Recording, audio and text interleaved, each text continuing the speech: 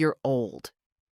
"Sit in the back," she said, loud enough for the waitress to freeze, quiet enough to make it seem like a joke. I wasn't laughing. Cassie didn't even look at me when she said it. She just kept tapping at her phone, her perfectly manicured finger hovering like a little dagger. Her friend giggled. A boy across the table, I think his name was Brandon, looked awkwardly into his drink. And I, Agnes Hart, 73 years old, stood there holding my purse and a gift bag, waiting to be acknowledged at my own granddaughter's birthday dinner. It wasn't even my idea to come. Cassie's mother, my daughter, had called last week.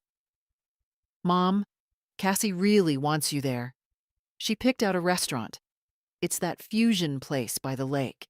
She wants to celebrate as a family this year. As a family. I had spent the day baking cookies to bring. The oatmeal kind Cassie used to love when she was a little girl. I wrapped her gift in silver paper, tucked a card inside with a check large enough to cover part of her tuition. I even wore my navy dress, the one I'd kept for special dinners. But none of it mattered. Because the moment I walked in, Cassie saw me as a problem to be placed out of sight. Sit in the back, behind the friends, behind the noise, behind the life. I didn't move right away. The waitress stood there holding 2 menus, her eyes flicking between us. My daughter, Diane, waved from the end of the long table, as if that would soften the blow. "Mom, it's just a bit crowded," she said too cheerfully. "Cassie thought you'd be more comfortable in the corner, where it's quieter." I'm old, not deaf. I heard it all. I sat in the back. They talked, laughed, clinked glasses. I sat alone at a small table meant for afterthoughts and early reservations. No one refilled my water. No one asked about my week. Cassie opened my gift without reading the card. I watched her hand the envelope to her mother, whisper something. Diane smiled tightly. The check disappeared into her purse. I heard no thank you. The food came. I picked at mine. The waitress asked if I needed anything. I asked for the bill. "You're not splitting it with them?" she asked, surprised. I looked at the long table, the drinks, the appetizers, the extra desserts they hadn't touched. And then I looked at my plate. "No," I said. "Put the whole thing on my card." I paid over $600 that night for people who didn't want me there. When I stood up to leave, no one noticed. I paused near their table. Cassie was taking selfies. Diane was laughing a little too loudly, trying to impress someone. Nobody looked my way. I walked out into the November cold with only my coat and my dignity. In the parking lot, I stood beside my old Saturn, keys in hand. Something inside me, something brittle and sharp, started to move. I looked at the receipt, still warm from the register. I saw the name on the payment account. Mine. I saw the list of items. Theirs.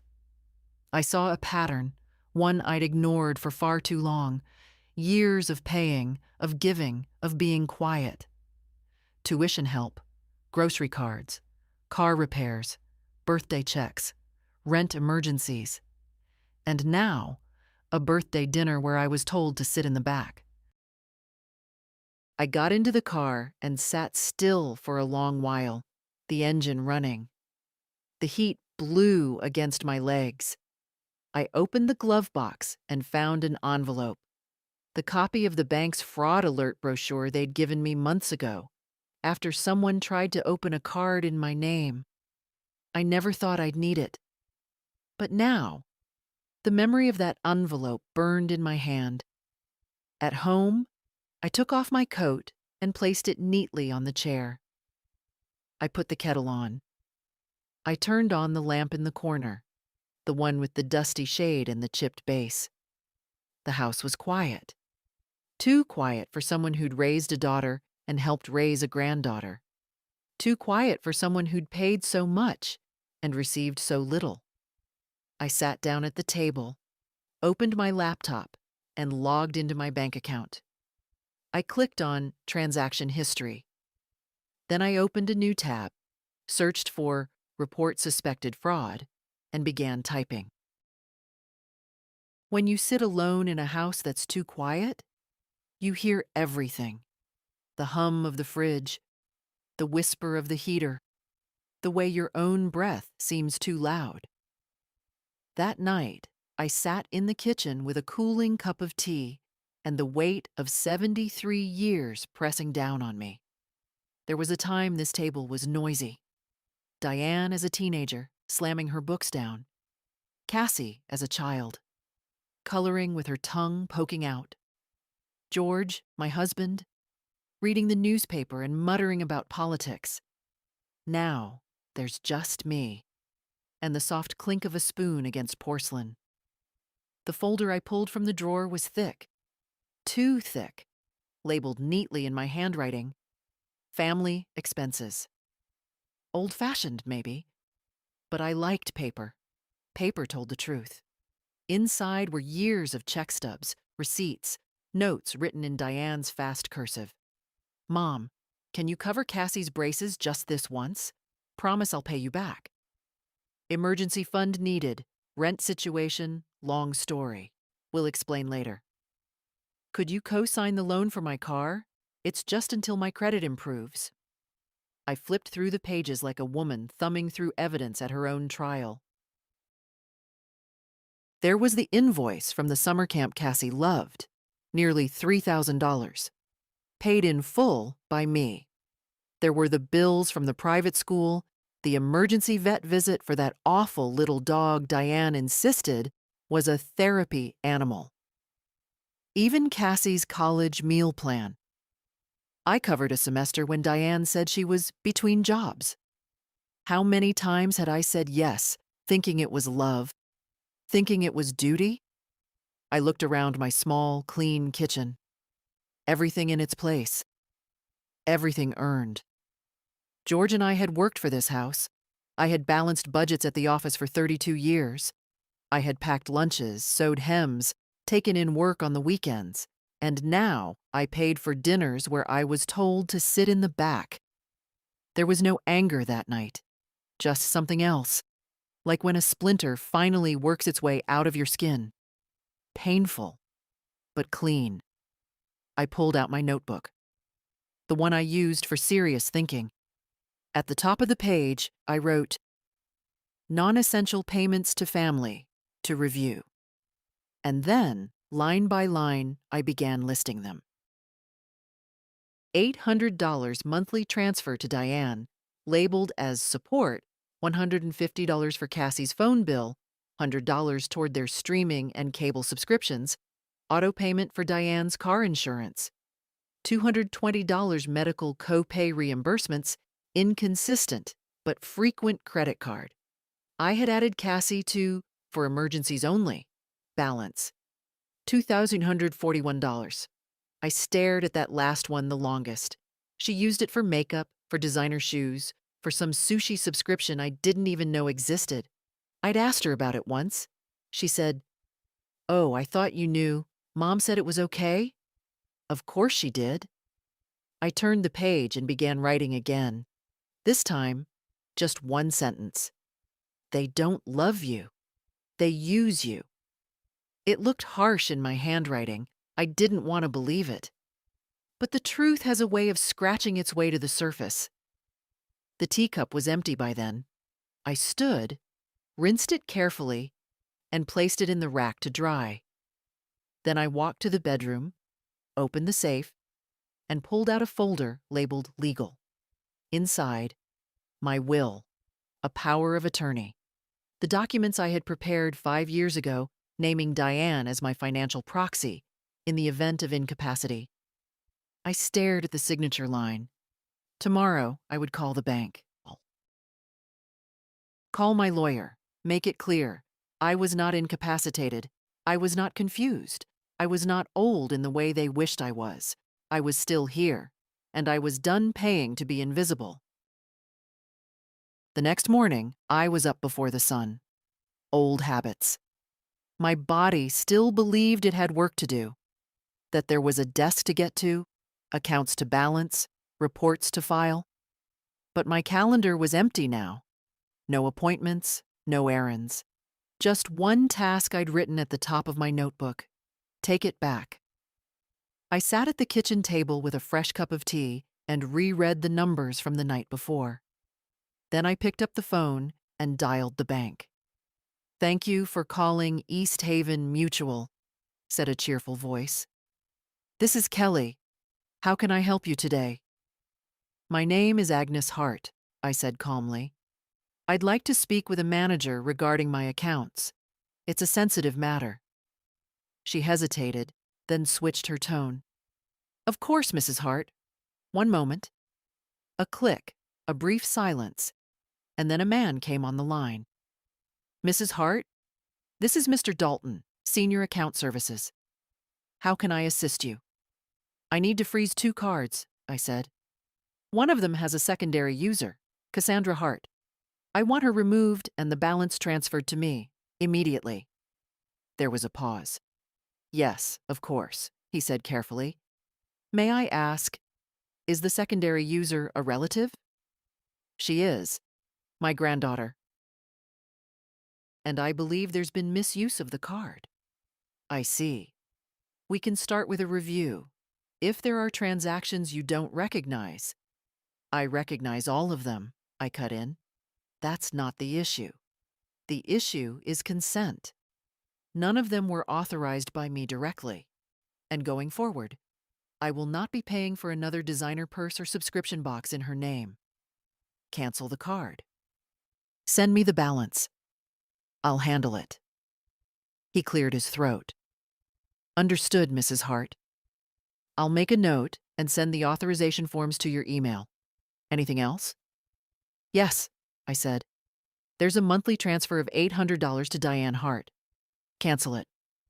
Also a relative? My daughter." He was quiet.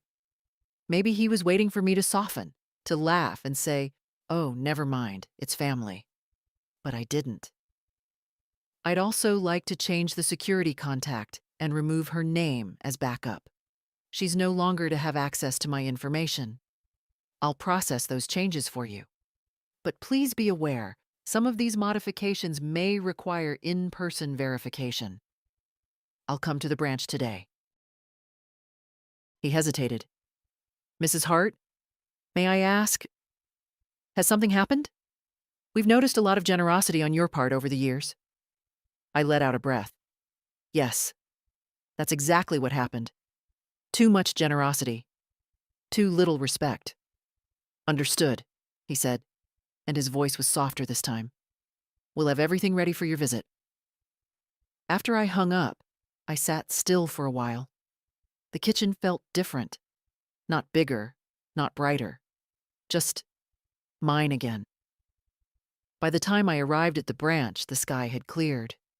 A young teller greeted me at the door and led me to a private room.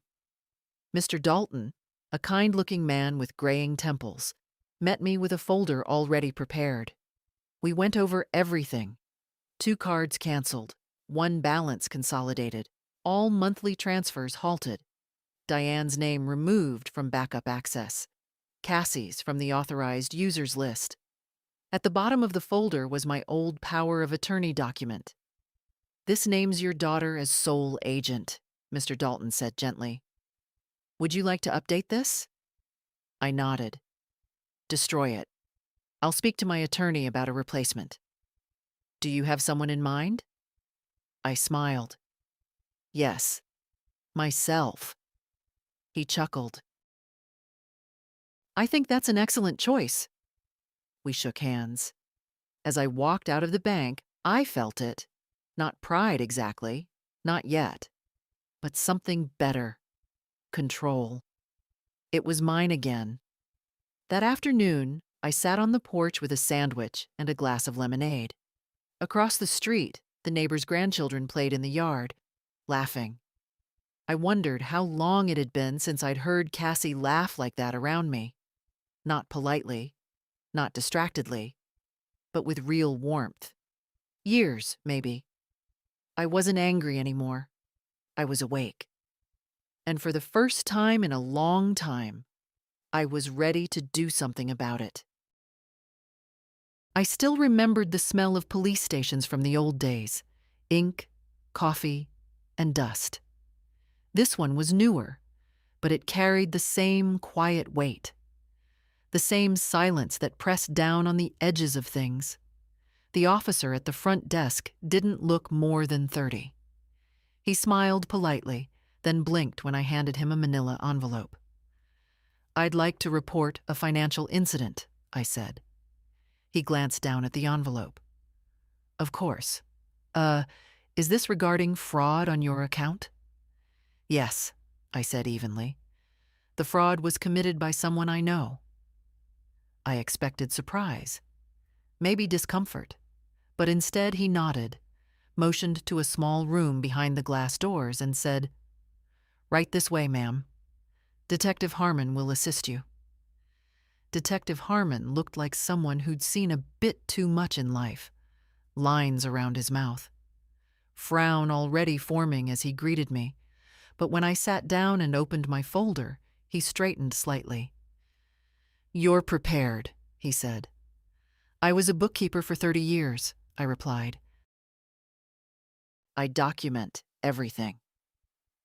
Inside the folder were printed statements, highlighted transactions, emails showing transfers and responses from Diane, and screenshots of purchases made with the card I'd added Cassie to "for emergencies only." "There was no emergency," I said. "There never has been." He nodded slowly, flipping through each page. "And you're saying you never directly authorized these?" "I authorized the card," I said. "I did not authorize a $400 handbag, $92 monthly makeup boxes, nor a $600 dinner where I was told to sit in the back." That got a reaction. He looked up. Just for a second. Not pity, not humor, just recognition. "Has there been any attempt to confront them directly?" "Not yet," I said. "That's not my goal. I don't want a confrontation. I want documentation, a record. I want this to be on paper, that I said no." He leaned back, tapped a pen on the folder. "I understand. Legally, this falls into a gray area, because the card was shared and their family. But from what I see here, there's a potential pattern of coercion and financial manipulation." "That's all I want recorded," I said. "I don't expect jail time, but I expect acknowledgement."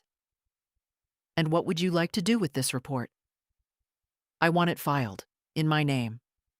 And I want her name, Cassandra Hart, included as a person of interest." He wrote something down. "It won't trigger an investigation without further action," he said carefully. "I know," I said. "But next time someone tells me I'm being dramatic, I'll have paperwork to prove otherwise."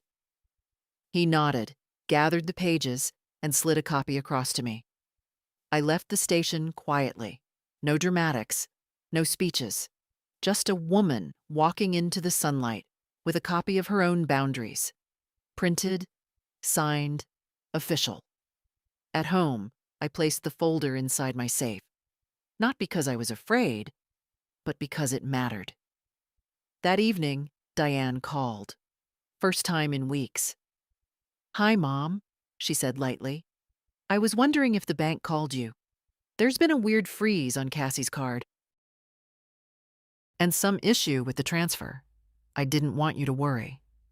I smiled, though she couldn't see it. "No need to worry," I said. "I took care of it." "Oh?" Her voice shifted. "What do you mean?" "I mean," I said slowly, "I canceled the card, and the transfer, and your access to my accounts. That phase of our relationship is over." There was silence. Then, "Mom, are you okay?" "I've never been more clear," I said. "You and Cassie can manage. You always said you could." Her voice grew sharper. "Why now? Is this about that dinner? You're being—" I hung up, not out of cruelty, but because I was done explaining myself to people who never listened. The silence afterward felt earned. The next morning, I walked into Hart and Lowen Legal with a purpose I hadn't felt in years. The receptionist recognized me from years ago, back when George and I updated our will. She smiled, polite but distracted, until I said, "I need to speak to Mr. Lowen about modifying my estate." That got her attention. 15 minutes later, I was seated in the same chair I'd sat in with George, back when we were still a we. The room hadn't changed. Neither had Lowen. Still trim, still too smooth for his age, but competent. I trusted him. "Mrs. Hart," he said, folding his hands, "to what do I owe the visit?" "I want to amend my will, remove 2 beneficiaries." He blinked. "Diane and Cassandra?" I nodded. "Effective immediately, and I'd like to establish a trust, with strict access control. Not 1 penny is to be touched by either of them." He tilted his head. "Would you like to talk about why?" "No," I said. "I'd like to talk about how." He got to work. For the next hour, we reviewed documents, crossed out names, drafted new language. I named the local community college's adult education program as 1 beneficiary.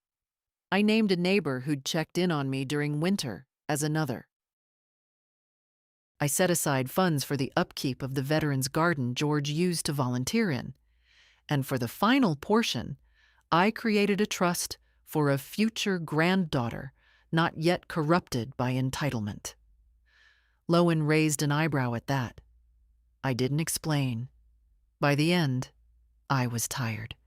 But it was the good kind of tired. The kind that comes from building something, not surviving something. Lowen walked me to the door. "You know," he said gently, "most people your age don't do this." I met his eyes.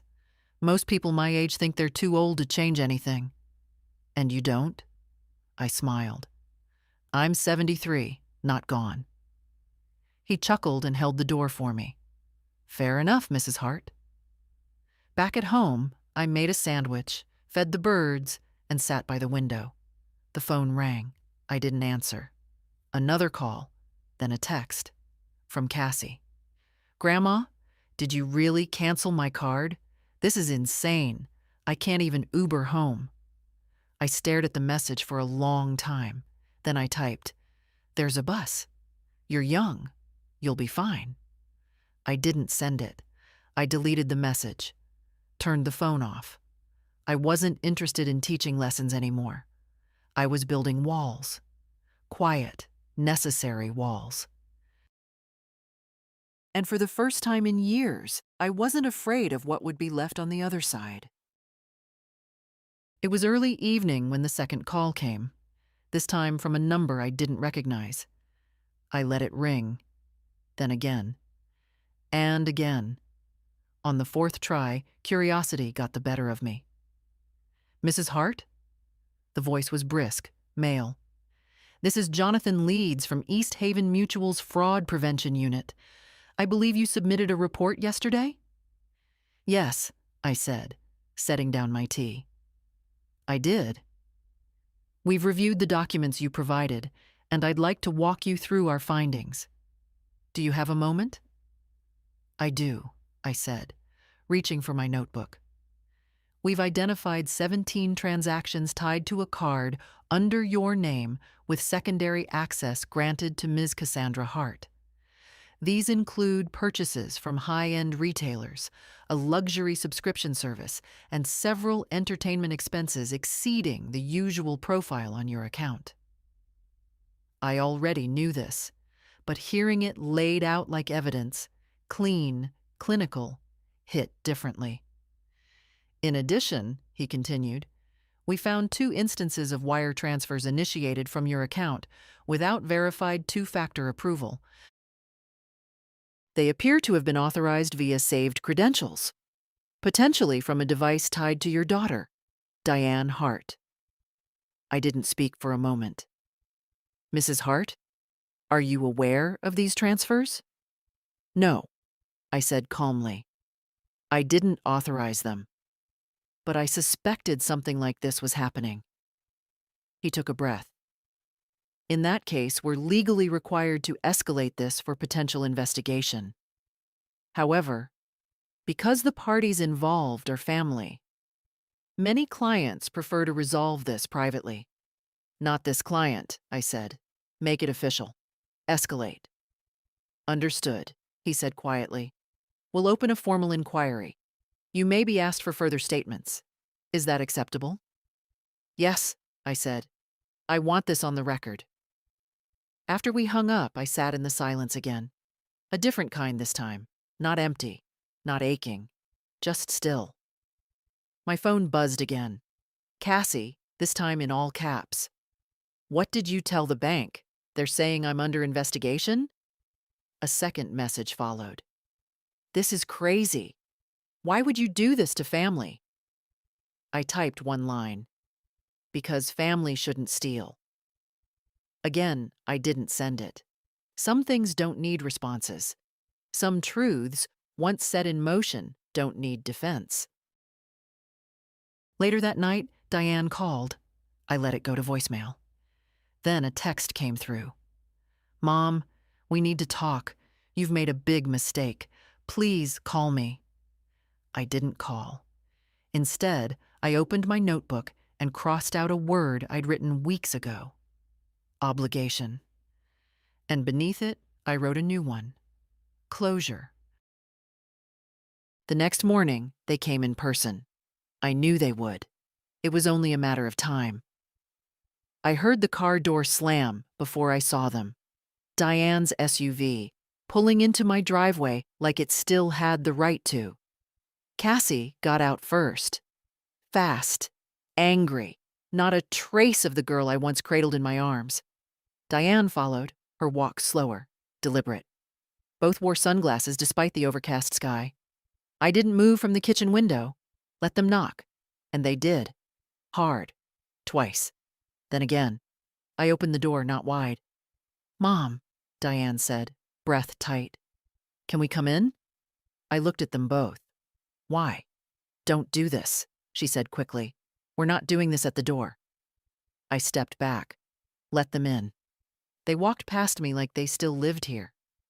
Cassie went straight to the living room, plopped onto the couch like it was a courtroom where she was both the defendant and the victim. Diane hovered near the dining table, glancing at the photographs. George in uniform, me holding baby Diane, Cassie at 5 with cake on her nose. Her mouth tightened. I'll make tea, I said, because I still had manners. No, we're not here for tea, Diane snapped, then caught herself. Please. Just sit. I sat across from them. Not beside. Not between. Cassie spoke first. You called the bank. You said I committed fraud. I didn't say it, I said. I filed a report. They're the ones who used that word. Diane raised her hand. Mom, be reasonable. Cassie's young. She didn't understand how the card worked. She understood how to buy handbags with it, I replied. And sushi. And concert tickets. She understood that part just fine. She thought it was covered, Diane said, voice brittle. You've always helped us. You never said no. I'm saying it now. They looked at each other, then back at me. This investigation, it could affect her future, Diane said. Do you want that on your conscience? No, I said quietly. I want the past 10 years on yours.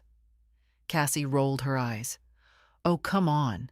So what, you're mad about dinner? Because I told you to sit in the back? I looked at her, really looked, and said, No, Cassie, I'm not mad about the chair.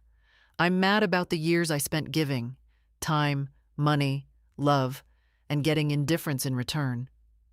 She opened her mouth, but I raised my hand. I gave you every opportunity, every kindness.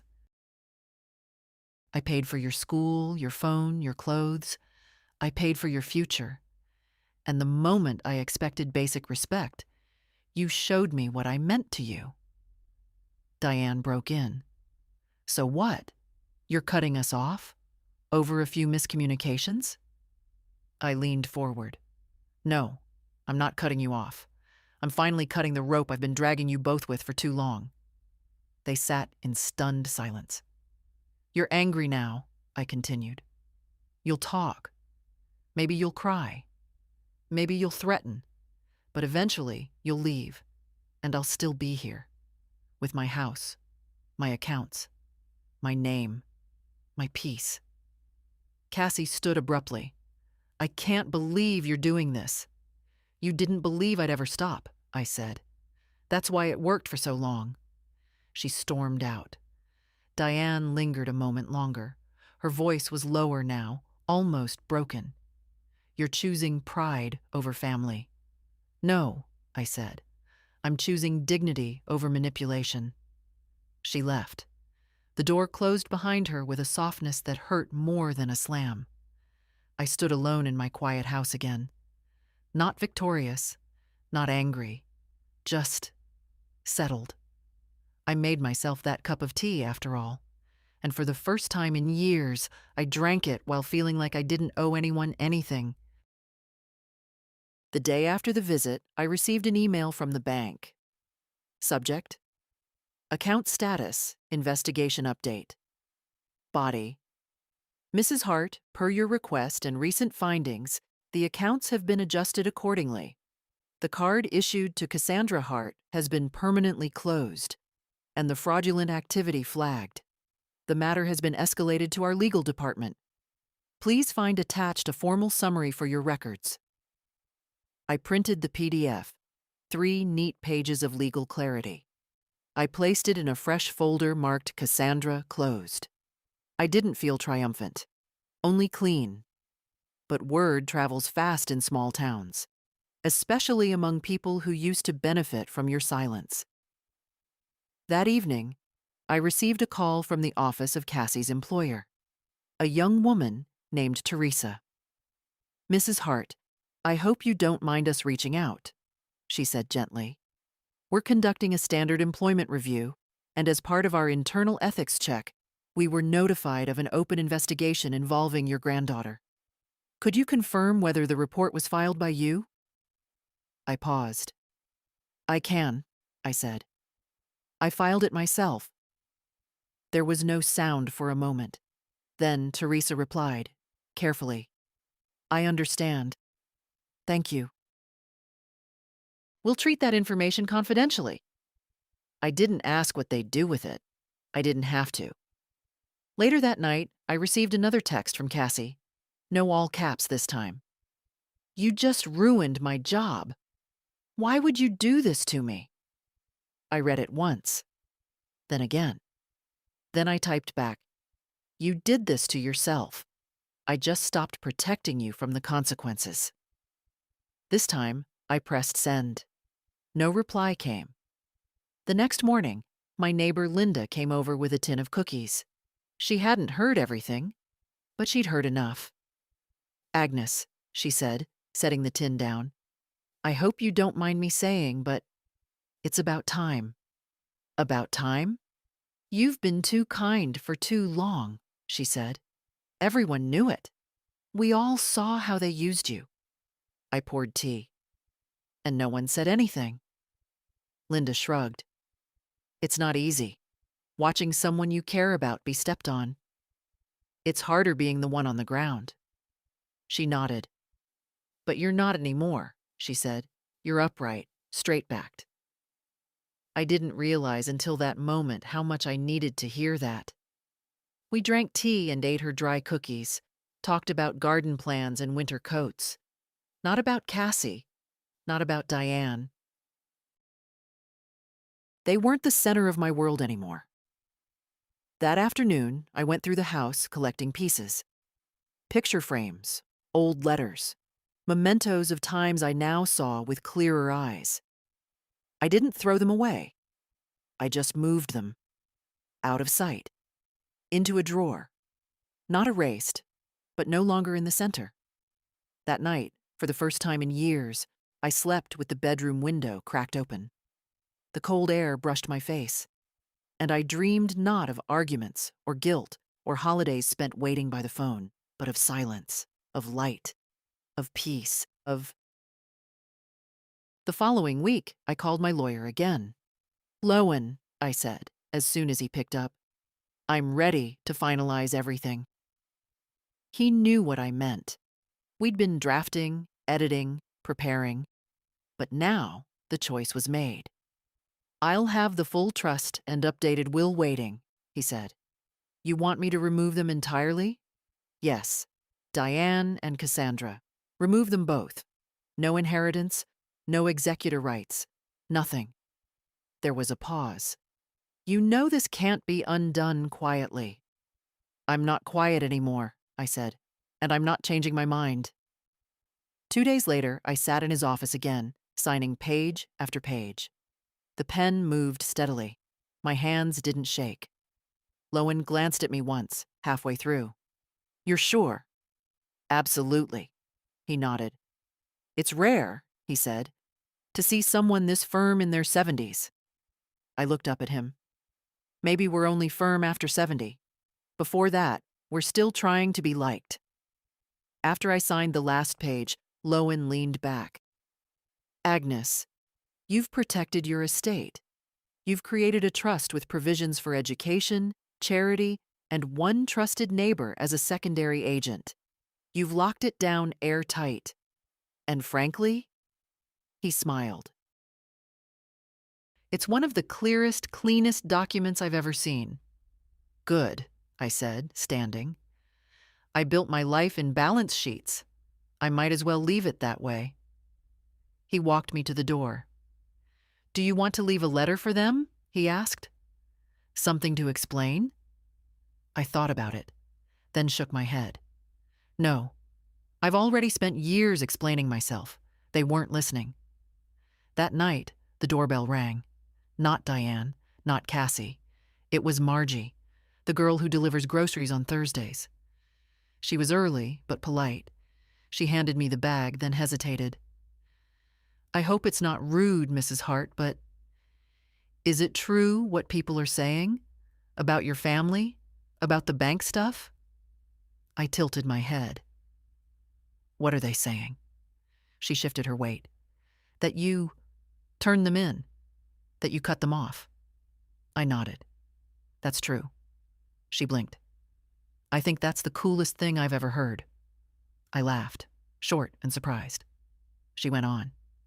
"My grandma used to be the same, always giving, and they just took and took. I used to wish she'd say something, but she never did. She was probably afraid to lose what little she had left." Margie nodded. "Yeah. But she lost it anyway." After she left, I sat by the window again. I thought about the women like me, in houses like mine, sitting with empty cups and full bank statements, wondering where the gratitude went. And I made a decision. I opened my laptop, clicked New Document, and typed at the top, "A guide to saying no, for women who've given too much." Because there are others like me, and they shouldn't have to wait until 73 to take their name back. There are things you carry for so long, you forget they're heavy. Memories, mostly. Some soft, some not. That Sunday, I opened the box I hadn't touched in over a decade. It lived on the highest shelf in the hallway closet, behind a rolled-up quilt and a broken lamp I never threw out. Inside, George's letters, the ones he wrote before we married, when he was stationed overseas. They smelled faintly of dust and cedar. I unfolded one and read it slowly, aloud. "Aggie, when I get home, we'll start small. A house, a dog maybe. Nothing fancy. But you'll keep the books, and I'll keep the yard, and we'll make it work. I don't care how tight money is. We'll never be poor if we have decency." I read that line 3 times. We kept that promise for years. Even when the money got tight. Even when Diane needed braces and we couldn't afford the heater repair, and George patched the roof himself in the rain. We never got rich. But we weren't poor. Not in that way. After he died, I tried to keep that same balance. But somehow, over the years, it slipped. I gave too much and received too little. It wasn't just the money. It was the way Diane would speak to me like I was furniture with a bank account. The way Cassie rolled her eyes when I asked her to put her phone down at the table. The way I started apologizing every time I showed up in my own life. I folded the letter gently and placed it back in the box. And then I did something I hadn't done in a long time.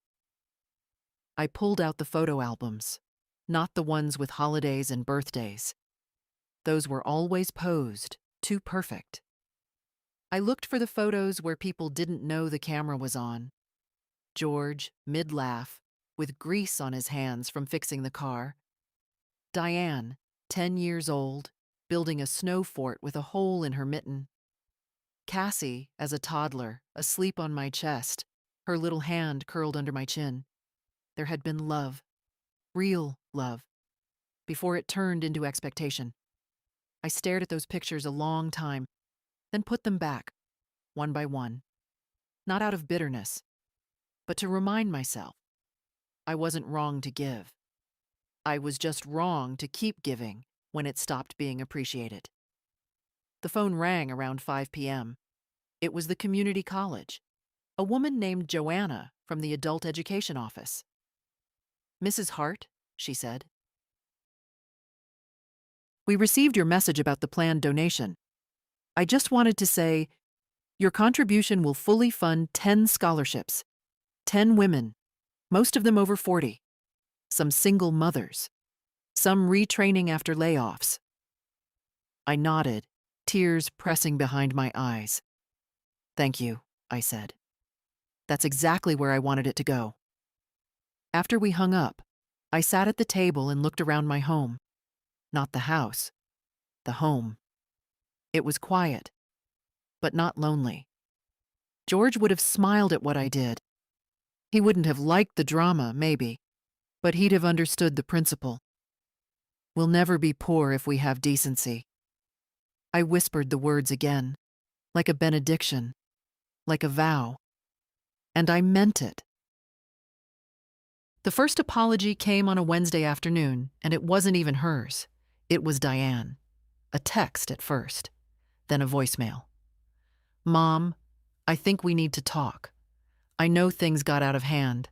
I know we made mistakes. Cassie, she's having a rough time. She lost her job.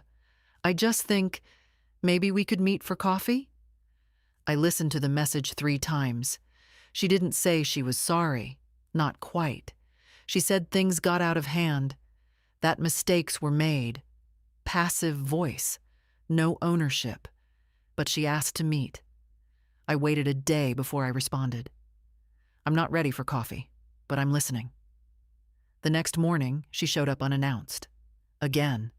But this time, she didn't storm in. She stood at the edge of the porch and waited. "Can I come up?" she asked.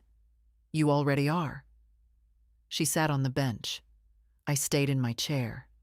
She looked tired. The kind of tired that came from being caught, not from guilt. She fidgeted with her ring, the wedding band I'd helped her buy when she and Martin got married. Another quiet gift she never thanked me for. "Cassie's devastated," she started. "She says she didn't mean to hurt you, that it was just a misunderstanding. She thought you were okay with everything." "She never asked," I said. "She's 24, Diane said. They're all like this." "No," I said. "Not all. Just the ones who are raised to believe they'll never face consequences." She blinked, looked away. "I made mistakes," she said finally. "I didn't protect that line between help and harm. I let her think. Everything was fine as long as it came from you." I said nothing. "I'm sorry," she added, quieter. "For what?" "For not stopping it. for not standing up when I should have, for letting her treat you like a wallet with a face. That one cut, but at least it was honest. Why now? I asked. She looked up. Because I realized I'm about to lose the only person who ever actually stood by me. I sipped my tea, let the silence stretch. I'm not promising anything, I said. Forgiveness isn't owed, it's earned, over time, through actions. I understand, she said, and for the first time in a long time, I believed she did. Before she left, she reached into her purse and pulled out a small, square envelope. It's from Cassie, she said. A letter. She didn't want a text. I took it, but didn't open it. After she drove away, I sat on the porch and watched the sky change colors. Autumn always knew how to leave, with brilliance, not silence. When I finally opened the letter, the handwriting surprised me. Not rushed, not messy, just small and careful. Dear Grandma, I don't expect you to forgive me. I just want you to know I'm sorry. For dinner, for the card, for not seeing you for who you are. I thought I was entitled to your love. I forgot it was a gift. You don't owe me anything, but I wanted to say thank you anyway, for everything you ever gave, and even for what you've taken back. Maybe that's the greatest gift of all. Cassie. I folded the letter, placed it inside the back of my notebook. I didn't cry, but I closed my eyes for a long time. I didn't reply to Cassie's letter right away. Some things need to sit a while, like dough, like anger. But the next ripple came from outside my house and outside my family. It started with a phone call from a reporter. Mrs. Hart? My name is Celia Martin. I'm a local journalist working on a piece about elder financial abuse and the increasing number of fraud reports involving family members. Your name came up in court filings. My breath caught for a second, but I steadied it. I'm not interested in being interviewed. I understand, she said. But off the record, what you did, it matters. Do you know how rare it is for someone in your position to stand up and document it? I didn't do it to be rare, I said. I did it because I was tired. She was quiet for a beat, then asked, would you at least consider sharing your story anonymously? No names, no locations? Just the facts. So other women know they're not alone? I didn't answer. Not then. But after we hung up, I sat at the kitchen table and stared at the window. The birds were pecking at the feeder. The mail truck passed by. Nothing had changed. And yet everything had. I remembered all the women I'd known over the years. Neighbors, church friends. Women who smiled too politely when their grown children spoke over them. Who paid quietly for things they never dared question. I remembered Linda next door, who once whispered, I just don't want to be alone, when her son borrowed her savings and never paid her back. I remembered my own mother, who left me a house but nothing else, because she spent every dime trying to make her ungrateful youngest believe she was a good mother. I opened the folder I'd labeled Guide to Saying No and began writing again.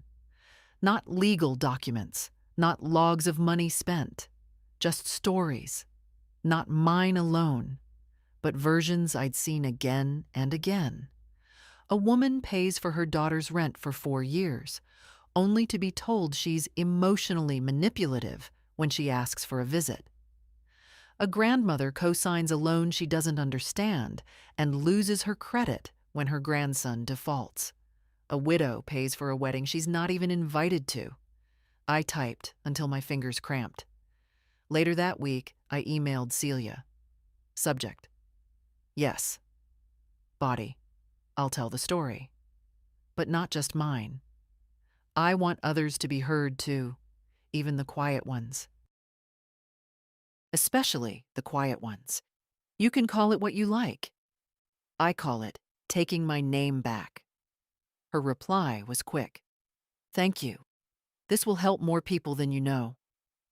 The story ran under the headline, When Love Becomes Leverage, the Hidden Toll of Family Financial Abuse.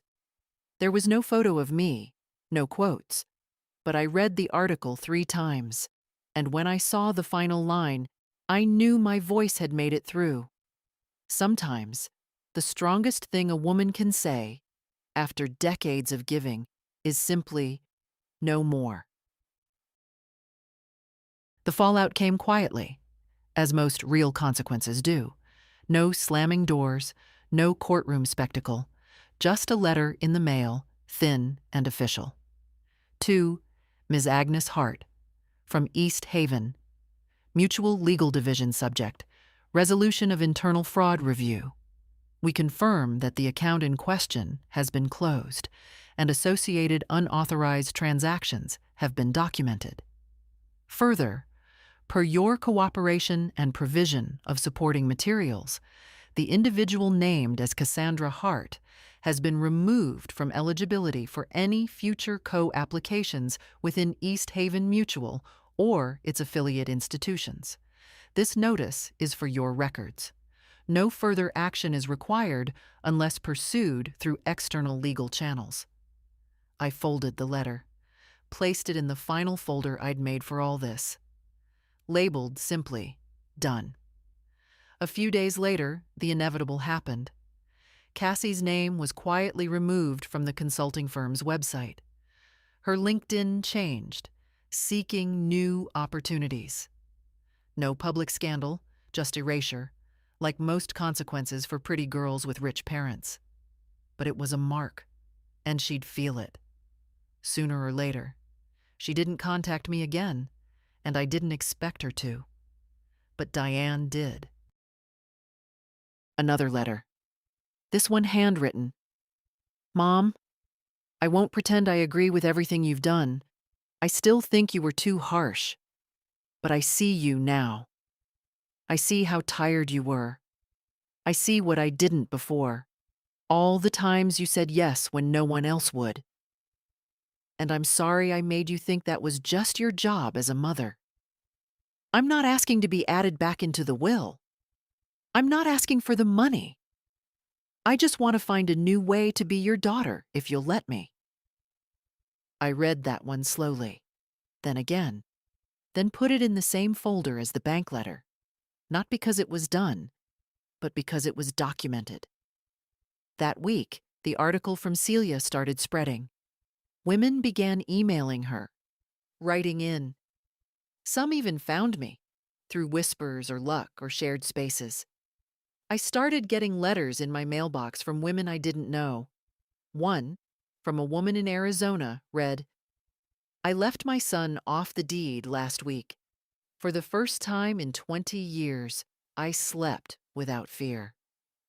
Another said, I canceled my daughter's second line on my phone bill. She called me names I won't repeat, but I didn't cry. I felt clean, and one, short and folded in thirds, simply read, You gave me permission. I kept them all, not out of pride, but out of duty. Because I had once needed that permission too. Because I had waited too long for someone to say, You're allowed to stop. Now I said it for others, and I said it for myself.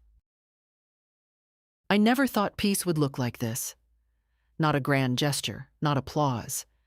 Just days. Days that begin with early light and toast. With silence that feels chosen, not forced.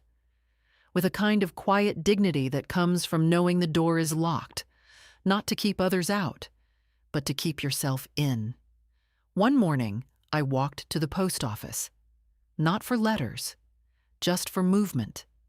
For proof that I still had a place in the rhythm of things.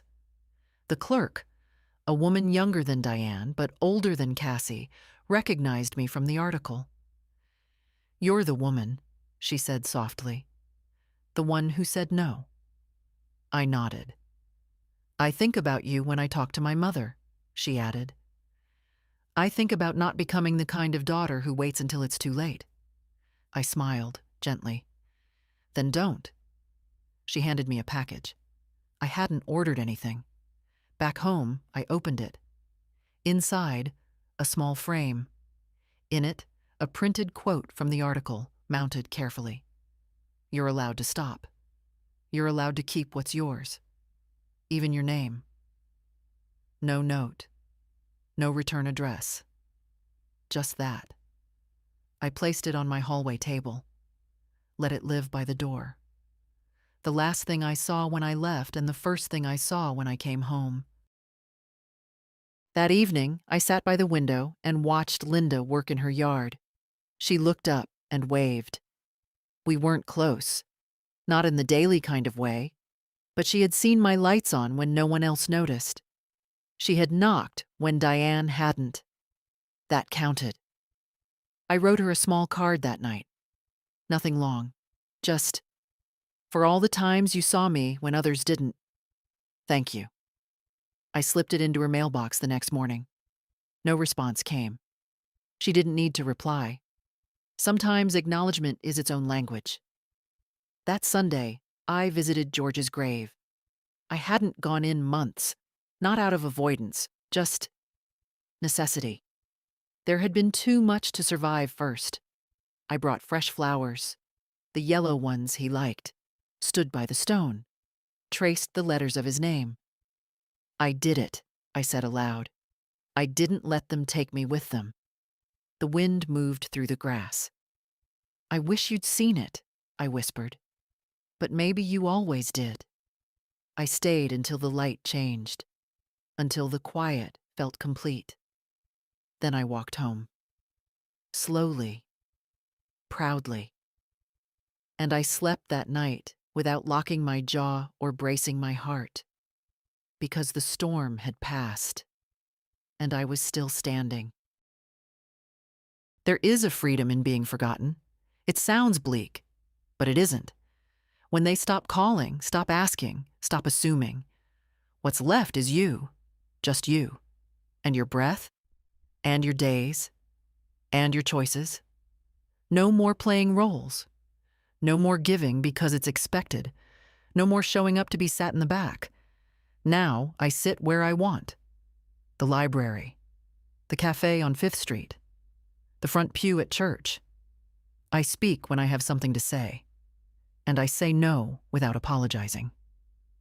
It's been 6 months since I filed the report, since I locked the accounts, since I closed the door on that version of motherhood that asks you to disappear.